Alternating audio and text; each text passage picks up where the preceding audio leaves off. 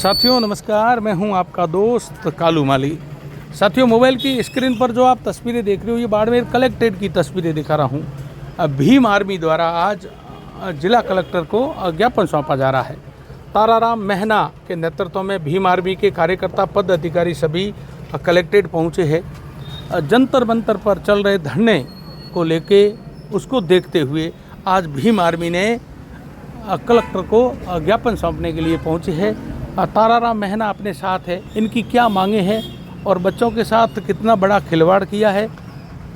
बच्चे पिछले कई सालों से तैयारी कर रहे थे, पेपर लीक हो गया। कलेक्टर को ज्ञापन देने आए हो, क्या मामला है, कहाँ का मामला है? मामला तो खैर आपको बताना है, बाकी आपको सब पता ही है कि अभी जिस तरीके से एक साधारण तौर पे जो न्यायिक प्रक्रिया होती है या फिर लोकतंत्र में जो अधिकार होते हैं, उन अधिकारों को लेकर के 20-25 दिन से जंतर मंतर पे एक धरना चल रहा है, जिसमें खास करके विद्यार्थियों का मुद्दा है कि जो विद्यार्थी मेहनत करके अपने उद्देश्य को प्राप्त करना चाहते हैं या फिर आगे बढ़ना चाहते हैं, उनका जो पेपर लीक करके उनको जो वंचित किया गया, उसमें 22 स्टूडेंट जो है सुसाइड कर गए। उसको लेकर के एक बड़ा प्रोटेस्ट जो है चल रहा था। उसके अंदर एक लोकतांत्रिक ढंग से जो होता है उसके अनुसार विरोध प्रदर्शन करना सबका अधिकार होता है। उसके तहत एक ऐलान किया गया था कि संसद तक मार्च किया जाएगा, क्योंकि वो लोग अगर नहीं सुनते हैं तो वहाँ तक जाकर के भी उनको सुनाना पड़ता है। इस उद्देश्य से किया था। लेकिन जो तानाशाही सरकारें हैं, जिन लोगों ने एक प्लानिंग वे में ये सारा कुछ किया था, ये कोई अनजाने में नहीं हुआ या फिर हम ये नहीं कह सकते कि उनकी जानकारी में नहीं।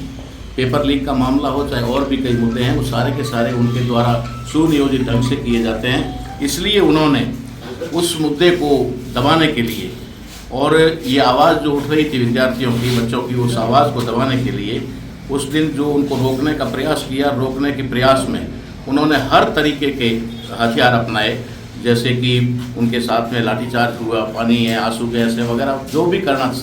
लेकिन एक समझने वाली बात ये थी कि क्या वो लोग उग्रवादी थे, क्या वो बाहर से आए हुए लोग थे या क्या कोई उपद्रवी थे। वे अपना हक अधिकार और अपना भविष्य बनाने वाले लोग थे। और दुनिया में अगर देखा जाए तो एक सिस्टम है कि कोई भी देश, जो देश का विकास है, वो विकास कोई भवनों से, सड़कों से या उससे नहीं गिना जाता है। देश का सही निर्माण गिना जाता है वहाँ के नागरिकों से। अगर नागरिकों का सही निर्माण होता है तो फिर देश अपने आप विकसित हो जाता है। लेकिन यहाँ पर नागरिकों को दबाया जाता है और अच्छे नागरिकों के निर्माण शिक्षा से होते हैं। तो उस शिक्षा के मामले को भी उन लोगों ने जो एक मतलब ख़त्म करने का जब प्लान बना लिया है, उसको लेकर के जो कुछ भी हुआ उससे पूरे देश में एक असंतोष है। हर एक मानव और संविधानवादी या संविधान समर्थक जो भी व्यक्ति है, जो भी लोकतंत्र में विश्वास करता है, प्रत्येक व्यक्ति के दिल को ठेस पहुँची है। इसलिए ये आवाज़ आप देख रहे हैं कि पूरे भारत में अलग अलग जगहों पर उठ रही है। हम लोगों ने भी अलग अलग तरीके से थोड़ा प्लान किया था। 27 तारीख को भारत बंद का भी ऐलान हुआ था हमारे द्वारा। फिर 25 तारीख का भीम आर्मी और उनके जो है नेतृत्व के द्वारा ये ऐलान किया गया 25 का। तो हमने विचार किया कि अलग अलग करने की बजाय हम सब एक साथ मिल करके करें। तो ये हमने अभी, क्योंकि उस समय थोड़ा बहुत तो मामला ये भी बना था कि प्रधानमंत्री ने अपने मंत्रियों को भेज करके सोनम वांगचुक जी का अनशन तोड़वा दिया और ये हुआ, तो फिर एक थोड़ा सा मान सकते हैं कि इतना बड़ा कदम उठाने की जरूरत नहीं। इसलिए आज हम सभी सामाजिक संगठन मिलकर के भीम आर्मी के नेतृत्व में जो ऐलान किया गया उसके अंतर्गत आज कलेक्टर साहब के मार्फत राष्ट्रपति के नाम ज्ञापन देंगे और उनको ये अवगत कराएंगे कि वास्तव में ये आवाज़ जो है ये अब दबने वाली नहीं है। सर, देर रात पहली बार प्रधानमंत्री अपने लाइव आके कहा है कि जो भी ये गलती करने वाले को सजा दी जाएगी, जुर्माना होगा। ये क्या है सर? दुनिया में एक सिस्टम है साहब, हमारे कहते हैं ना इधर लोकल में कि नाक बंद करो तो मुंह खुलता है। थोड़ा बहुत जो कुछ भी हुआ है हमारे द्वारा, जो कहा गया कि भाई ये भी हो सकता है, अभी तक तो हम लोगों ने ठीक है तुम लोगों को समझाने की कोशिश की है। रियल क्रांति तो अब होगी अगर तुम नहीं माने तो प्रधानमंत्री जी को अगर ये आना पड़ा है तो ये प्रधानमंत्री जी की मजबूरी है, ठीक है ना। ये कोई शौक है उनका, प्लान वो नहीं है। ये तो मजबूरी है कि रात को 12 बजे आकर के उन्होंने ऐसा कहा। लेकिन हम लोग साफ तौर पे कहते हैं कि कहने मात्र से कुछ नहीं होता, ठीक है ना। उनकी नीयत अभी भी साफ नहीं है। प्रधान साहब का इस्तीफा क्यों नहीं दिया? और प्रधान साहब का इस्तीफा लेने के लिए बहुत बड़ा मामला है कि प्रधान साहब ने पूरी शिक्षा का सत्यानाश किया, बट्टा बिठाया।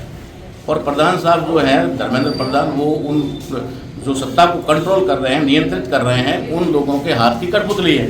अगर वे प्रधान पर दबाव दे करके इस्तीफा ले या फिर उनको बर्खास्त करे सरकार, तो निश्चित तौर पे प्रधान जी बाहर आकर के आप लोगों के सामने खड़े होकर के उनकी पोल खोल देंगे। इसलिए वे इस्तीफा देने का जो दबाव है ना, वो नहीं है, इस्तीफा ना देने का दबाव है। उनके ऊपर इस्तीफा ना देने का दबाव है, क्योंकि अगर इस्तीफा दे दिया तो इस्तीफा देने के बाद वो सारी सच्चाई उगल भी सकते हैं।